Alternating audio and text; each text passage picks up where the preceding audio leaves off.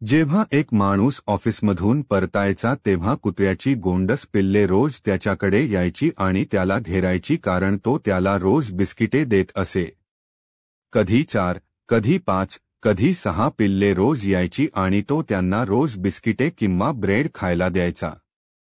एके दिवशी रात्री तो ऑफिसमधून परत आला तेव्हा त्याला कुत्र्याच्या पिलांनी घेरले होते, पण घरात बिस्किटे आणि ब्रेडही नव्हते. आधीच रात्र झाली होती. यावेळी दुकान बंद झाली होती. सर्व पिल्ले बिस्किटांची वाट पाहू लागली.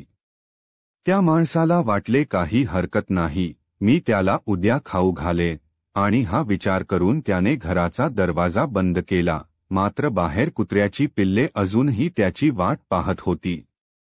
हे पाहून त्याचे मन व्याकुळ झाले. मग त्याला आठवले की घरी पाहुणे आले होते.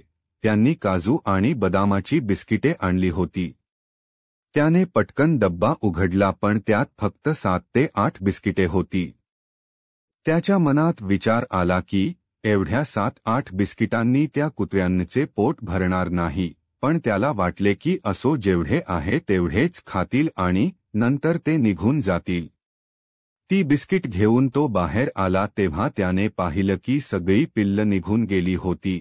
एकच पिल्लू आपल्याला नक्कीच काहीतरी मिळेल या विश्वासाने त्याची वाट पाहत बसलं होतं. त्याला खूप आश्चर्य वाटले.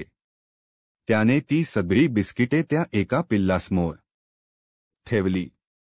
पिल्लाने आनंदाने ती सर्व बिस्किटे खाल्ली आणि निघून गेले. नंतर माणसाने विचार केला की आपल्या माणसांच्या बाबतीतही असेच घडते. जोपर्यंत देव आपल्याला देत राहतो तोपर्यंत आपण आनंदी राहतो आणि भक्तीत मग्न राहतो. आपण त्याच्या परिणामाची वाट पाहतो, पण काही मिळाले नाही तर त्याच्यावर शंका यायला वेळ लागत नाही. दुसरीकडे जो त्याच्यावर विश्वास ठेवतो त्याला त्याच्या विश्वासापेक्षा जास्त मिळते. म्हणून आपल्या परमेश्वरावर विश्वास ठेवा. कोणत्याही परिस्थितीत तुमचा विश्वास डळमळीत होऊ देऊ नका.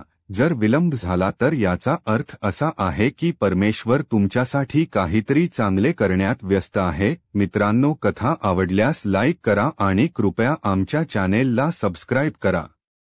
धन्यवाद.